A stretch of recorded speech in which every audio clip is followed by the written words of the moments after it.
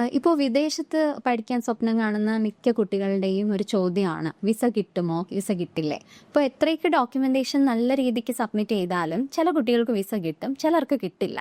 അപ്പം അതിന് പ്രധാനപ്പെട്ട കാരണങ്ങളുണ്ട്. അപ്പം മെയിനായിട്ട് ഒന്നാമത്തെ കാരണം എന്ന് പറഞ്ഞു കഴിഞ്ഞാൽ നമ്മൾ ചൂസ് ചെയ്യുന്ന പ്രോഗ്രാം, എന്ത് കോഴ്സാണോ ഒരു കുട്ടി ചൂസ് ചെയ്യുന്നത് അത് ജെന്യൂൻ ആണോ, ആ കുട്ടി പഠിക്കാൻ തന്നെയാണോ, അത് അവൻ്റെ ബാക്ക്ഗ്രൗണ്ടിന് പറ്റിയ ഒരു കോഴ്സാണോ ചൂസ് ചെയ്തിരിക്കുന്നത്, ഇതിനെക്കുറിച്ചായിരിക്കും ആദ്യം ഒരു ക്ലാരിഫിക്കേഷൻ നമ്മൾ ചെയ്യേണ്ടത്.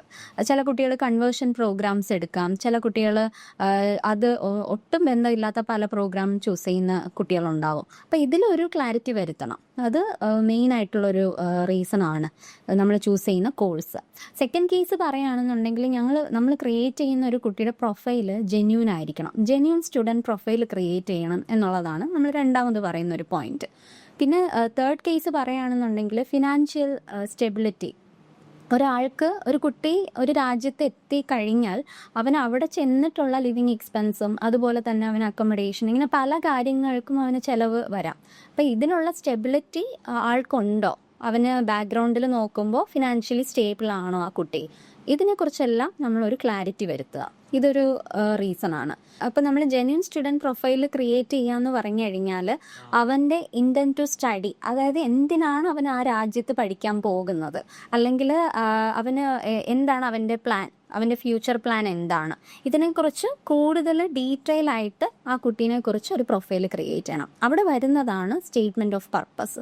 അതായത് എന്തിനാണ് നമ്മൾ ഒരു കുട്ടി വിദേശത്ത് പഠിക്കാൻ പോകുന്നത് എന്നുള്ള റീസൺസ്, അവൻ്റെ പർപ്പസ് ഓഫ് സ്റ്റഡി വെച്ചിട്ട്, അതായത് എന്തുകൊണ്ടാണ് ഈ യൂണിവേഴ്സിറ്റി ചൂസ് ചെയ്തത്, ഈ കൺട്രി എന്തുകൊണ്ടാണ് ചൂസ് ചെയ്തത്, നിങ്ങളുടെ കരിയർ പ്ലാൻ എന്താണ്, ഇതിനെക്കുറിച്ചെല്ലാം മെൻഷൻ ചെയ്തുകൊണ്ട് നമ്മളൊരു സ്റ്റേറ്റ്മെൻറ്റ് ഓഫ് പർപ്പസ് പ്രിപ്പയർ ചെയ്യണം. അതിനെ പറയുന്നതാണ് SOP. അപ്പോൾ അത് നല്ല രീതിക്ക് പ്രിപ്പറേഷൻ നമ്മൾ ചെയ്ത് കൊടുക്കണം. അത് ഡോക്യുമെൻറ്റേഷൻ്റെ ഒരു മെയിൻ പാർട്ടാണ്. അതുപോലെ തന്നെയാണ് പോസ്റ്റ് സ്റ്റഡി വർക്ക് പ്ലാൻ. അതായത് അവൻ്റെ പഠനത്തിന് ശേഷം ആഫ്റ്റർ സ്റ്റഡീസ് എന്താണ് ആ കുട്ടി ചെയ്യാൻ പോകുന്നത്, നാട്ടിൽ തിരിച്ചു വരുവാണോ അല്ലെങ്കിൽ ആ രാജ്യത്ത് തന്നെ സ്റ്റിക്ക് ഓൺ ചെയ്ത് നിൽക്കുവാണോ, ഇതിനെക്കുറിച്ചുള്ള ഒരു വ്യക്തത അവിടെ വരുത്തണം. അതൊരു വിസ ഓഫീസർ നോക്കുമ്പോൾ എന്താണ് അവന് ഇതൊരു ജെന്യൂൻ സ്റ്റുഡൻ്റ് ആണ്, ആ കുട്ടി പോകാൻ തന്നെയാണ് അവൻ്റെ പ്ലാൻ, അല്ലാന്നുണ്ടെങ്കിൽ അവൻ്റെ പോസ്റ്റ് സ്റ്റഡി വർക്ക് പെർമിറ്റ് അവർ ഒരു രാജ്യം അലോ ചെയ്ത് കൊടുത്തിരിക്കുന്ന ടൈം പീരീഡിൽ അവൻ്റെ കാര്യങ്ങളെല്ലാം കഴിഞ്ഞ്, അതായത് ജോബോ അവൻ്റെ പഠനം എല്ലാം കഴിഞ്ഞ് അവൻ തിരിച്ച് നാട്ടിൽ വരും എന്നതിനെക്കുറിച്ചൊരു വ്യക്തത വിസ ഓഫീസറിന് കൺവിൻസ്ഡ് ആവുകയാണെന്നുണ്ടെങ്കിൽ ഈ പറയുന്ന കാരണങ്ങളെല്ലാം വെച്ച് തന്നെ അവർ വിസ അപ്രൂവൽ കൊടുക്കാറുണ്ട്.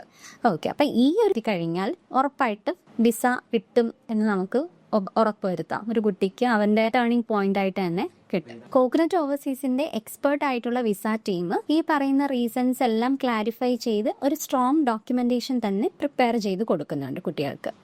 അതിൽ ഞാൻ മുൻപ് പറഞ്ഞ കാരണങ്ങൾ, അതായത് സ്റ്റുഡൻറ് പ്രൊഫൈൽ ക്രിയേറ്റ് ചെയ്യുന്നത്, ഒരു കുട്ടിയുടെ കോഴ്സ് ചൂസ് ചെയ്യാനും യൂണിവേഴ്സിറ്റി ചൂസ് ചെയ്യാനും ആ കുട്ടിയുടെ സ്റ്റഡി ഡെസ്റ്റിനേഷൻ ഏതാണെന്നുള്ളത് ക്ലിയർ ചെയ്ത് കൊടുക്കാനും, അതുപോലെ തന്നെ SOP പ്രിപ്പയർ ചെയ്യുന്നതും, ഫിനാൻഷ്യൽ ക്ലാരിറ്റി, അതിപ്പോൾ നമ്മുടെ എഡ്യൂക്കേഷൻ ലോൺ അസിസ്റ്റൻസ് ആയാലും ഫിനാൻഷ്യൽ അസിസ്റ്റൻസ് ആയാലും എല്ലാം പ്രൊവൈഡ് ചെയ്തുകൊണ്ട് നല്ലൊരു ക്ലാരിറ്റി അതിൽ വരുത്തുന്നുണ്ട്.